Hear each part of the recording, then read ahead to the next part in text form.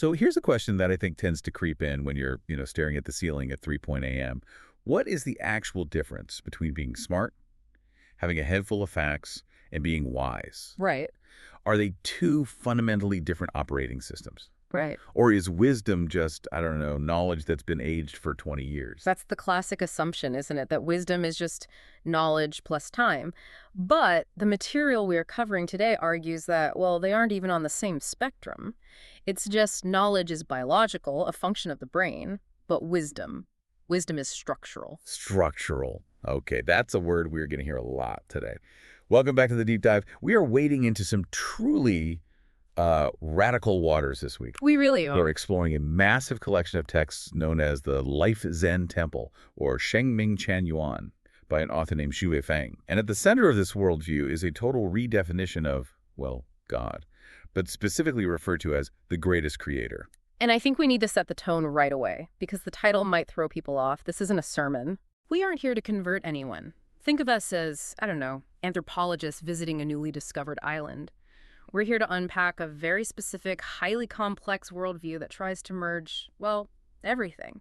Theoretical physics, spirituality, and some honestly shocking social restructuring. It really is a theory of everything. We have sources ranging from essays on diet to physics about time travel, metaphors about talking stones, and, yeah, some very controversial ideas about dissolving the family unit. Exactly. And the goal of these texts is to understand the greatest creator, not as an idol you bow to, but as the source of the Tao, the ultimate origin of life energy. Xu Feng argues this isn't about faith, it's about understanding the mechanics of the universe. So let's trace that logic. Let's go back to that distinction you made between knowledge and wisdom. Yeah. The source material uses a really specific metaphor. It does. Xu Feng argues that knowledge is something you pick up from the outside world. He compares it to the branches and leaves of a tree. They're necessary, you need them to survive in the world, but they're utilitarian. Okay, branches and leaves. But wisdom, he says, is the flowers and the fruit. So it's something generated from the inside out. Exactly. You can have a massive tree. Someone with 3 PhDs read every book. But if there's no fruit, the tree is barren. The text argues that wisdom originates directly from a connection with the greatest creator. It even says, without reverence for this source, your mind is basically a desert. Desert. Dry, barren, maybe a few lizards running around. Those roots representing just basic survival instincts, Yeah. anxiety. Exactly. Survival anxiety, just data processing. But with that connection to the creator, the landscape becomes fertile. Rivers flow, life grows. The argument is you cannot think your way to wisdom. You have to channel it. This idea of channeling, it brings us to the story of the stone crossing the river. I have to say, this little fable really stuck with me. It's the core metaphor for the whole idea of ascension. So for you listening, picture a desolate riverbank. Hot sand, no life. A young stone looks across the river and sees paradise. Lush grass, cranes flying. The text calls it Elysium, and the stone says, I want to go there. Which is, the human desire to transcend suffering. We see something better and we want it. Right. But the older stones, the elders, they start shouting him down. You're crazy. You're a stone. Stone sick. It's our nature. But then some hewing kids show up. And this is the pivot. The kids pick up the stones and skip them. Zip, zip, zip. And they make it to the other side. Okay, so on the surface, it's a nice story. Huh. But the text treats this as a physics lesson. It is a physics lesson. The text is arguing that for a stone, a heavy, physical, mortal being, to cross to a higher dimension, it needs velocity. So speed changes the nature of the object. In a way, yes. If a stone just rolls into the water, it sinks. Gravity wins. But with enough velocity, it skims the surface. Xu Feng applies this to us. He says we're heavy with conventional thinking, weighed down by our obsession with the physical world. We're too dense. We're too dense. To reach the greatest creator, we can't just walk. We need to change our state. We need spiritual velocity. And velocity here means upgrading our life structure. This is where it gets into the sci-fi aspect of these texts. Yeah. Because he isn't just speaking metaphorically. He's talking about altering our, molecular composition. Correct. This is where he tries to bridge spirituality and matter. Xu Feng defines life itself not as biological processes, but as a spiritual antimatter structure. Spiritual antimatter structure. Yeah. Okay, let's unpack that. Think of carbon. from chemistry class. A diamond and a piece of graphite are both made of the exact same carbon atoms. Same ingredients. But because of how those atoms are structured, one is soft and black, and the other is the hardest, most brilliant substance on Earth. So he's saying a human being and a celestial being, a Xian, are made of the same raw energy, just structured differently. That's the claim. The source identifies 3 core elements of the universe: consciousness, structure, and energy. And there's a strict hierarchy. Consciousness determines the structure, and the structure is what gathers the energy.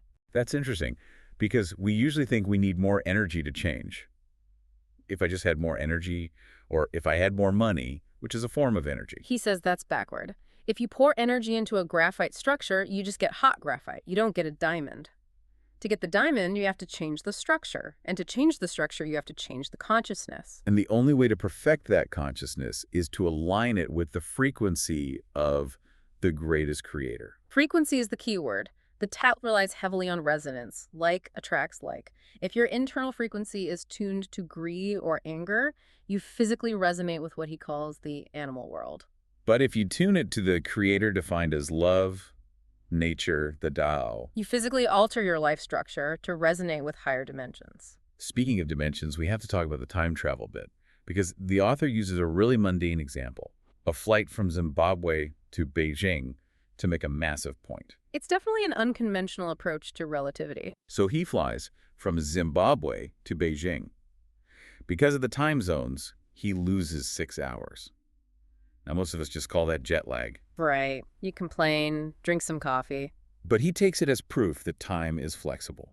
He argues that by moving along different spatial axes, X, Y, and Z, you are literally moving through different time densities. He thinks time isn't a river, it's a landscape you can travel across. And if you move spiritually along the right axis, you can enter a world where one day equals 1,000 years on Earth. The 1,000-year world. For the 10,000-year world. He's trying to break our rigid perception of time. He says our current lives are just a transfer station, a waiting room. The goal isn't to get comfortable in the waiting room. It's to secure a ticket to the next dimension. But securing that ticket, this is where the road gets very bumpy. Because tuning your frequency sounds nice, but the requirements he lays out are, well, severe. We are arriving at the radical social restructuring section. This is the part that usually stops people in their tracks. The text lists 4 things you have to renounce to reach the highest state of life. And it's not give up sugar. It's 1, family, 2, nation, 3, political parties, and 4, religion. It sounds shocking, especially the family part. Family is supposed to be the bedrock of virtue, but we have to look at the internal logic. Shui Feng argues that these 4 things act as shells. Shells, like an eggshell. Exactly. An eggshell is vital. It protects the chick. But, and this is the crucial point, if the chick doesn't break the shell, it dies. The source argues family and the state act as mothers that keep us in an infant state of dependency. So he's saying that being a good citizen or a devoted family man is a spiritual trap. In the context of reaching the greatest creator, yes. The text argues that familial love is inherently selfish. It's small, it's possessive. This is my child, my spouse. It creates an us versus them mentality. So to align with the creator, your love has to be universal. You can't have private love. Right. And he quotes Jesus there. A man's enemies will be the members of his own household. He interprets this strictly to mean family creates debt, emotional debt, financial debt. He says this debt anchors you to the physical world. You're too heavy to skip across the river. That's a terrifying thought. Giving up your family, that's everything for most people. It is. And the text proposes a new way of living called the Life Zen Temple. Imagine a community with no marriage, no nuclear families, everyone lives communally, and this is key, everyone relies only on the greatest creator, not on a spouse or a government. It sounds like he wants to turn humanity into a hive mind. He uses the metaphor of cells in a body. Liver cells don't get married. White blood cells don't have a nationality. They just work for the good of the whole. He thinks humanity needs to evolve into that state of unified consciousness. That is a stark image. So if we strip away these shells, what are we left with? Because the text makes a big distinction between chaos and something called Hundun. This is a crucial philosophical point. In English, we often translate Hundun as chaos, meaning, a mess. Right. But Shui Feng says no. Chaos is messy. Hundun is a state of holographic, interconnected wholeness. Holographic, so every part contains the whole. Exactly. He uses the butterfly effect. A butterfly flaps its wings in Alaska and it causes a storm somewhere else. The source argues the universe is a undone whole. Everything is wired together. Because of that, nothing is accidental. So if nothing is accidental, fate exists. For 98% of people, yes. The text says fate is a rigid script. You're just an actor reading lines. You think you're choosing to get angry or choosing a career, but it's just the program running. That's incredibly bleak. It makes us sound like biological robots. It is bleak, unless you're part of the 2% who escape. Okay, so how do we escape the script? How do I find the exit? Reverse thinking. Reverse thinking. Since the script of the mortal world inevitably leads to suffering and death, to escape it, you must do the opposite of what the crowd does. If the crowd chases money, you chase spirit. If they seek fame, you seek anonymity. This brings up the pig analogy. We have to tell the story of the reading pig. It's my favorite illustration in the whole text. Go ahead. So imagine a pig in a pen, and this one pig decides, I'm going to learn to read. All the other pigs are laughing. They say, relax.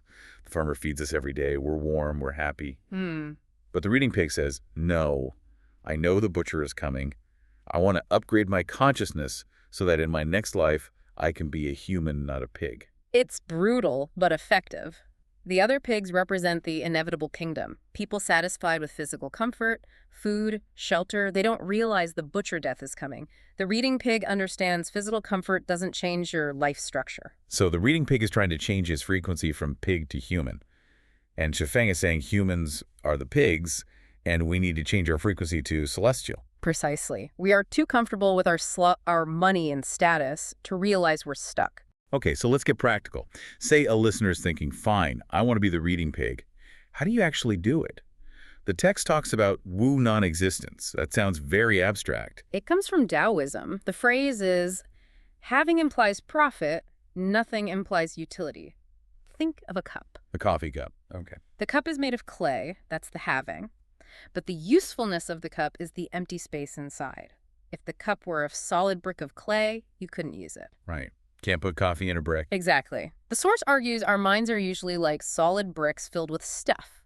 Status, worries, political arguments. To receive wisdom from the greatest creator, you must empty the cup. So you empty the mind to make it useful. Yes. And this connects to another tip he offers, returning to the infant, or fan lao huan tong. Now, does this mean acting childish? Because I know some adults who act like toddlers. No, not throwing tantrums. It means spiritual simplicity. Think of a baby. They aren't afraid of a lion because they haven't learned the social conditioning of fear. They're authentic. If they're hungry, they cry. No mask. The text says the greatest creator loves simplicity. Because simplicity is the closest thing to truth. Complexity is usually a way to hide the truth. We build complex lives to hide from our own unhappiness. The text calls this building castles on ice. There was one more image I wanted to touch on, the 100-watt bulb. I feel like this really visualizes the relationship between us and the creator. It does. Xu Feng asks you to imagine a 100-watt bulb in a room that's painted completely black, matte black. Okay, pitch black room. If the walls absorb all the light, the room still looks dark, even though the bulb is on. The bulb needs reflective surfaces to illuminate the space. And in this metaphor, we are the walls. We are the walls. The greatest creator is the bulb. The light, the wisdom is always there. But if our souls are black, selfish, dense, full of matter, we don't reflect the light. We have to become polished, reflective surfaces. When we do that, we don't just see the light, we become the light. And it ties it all together. The structure, the renouncing of the self, it's all about polishing that mirror so you can reflect the source. So we've covered a lot. We've gone from stone skipping to time travel to a pig learning to read. If we have to distill this down, what is the core message? I think if we zoom out, the core message is that our current reality is, well, it's provisional, it's temporary. Xu Feng views human life as a short trip.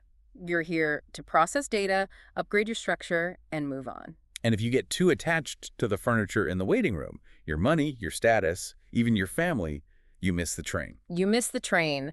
You stay in the inevitable kingdom of recycling life and death over and over. The mission of these texts is to shake you awake, sometimes with very uncomfortable ideas, so you can grab that ticket to the kingdom of freedom. It's definitely a wake-up call. I mean, whether you agree with the methods or not, it forces you to look at your life differently, to look at your attachments. And that leads to a final, maybe provocative thought for you to mull over. We talked about the Hundun universe. The text says, dark room whispers are heard like thunder by the heavens. Meaning nothing is hidden. Right. Every thought is a vibration that ripples out. So here's the question.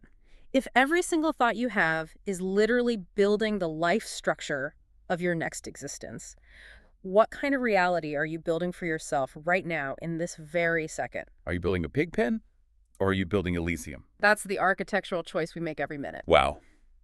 That is heavy, but a great place to leave it. Stop building the pig pen, folks. Or at least learn to read. Exactly. Thank you all for joining us on this deep dive into the mind of Xue Feng and the greatest creator. We will see you next time.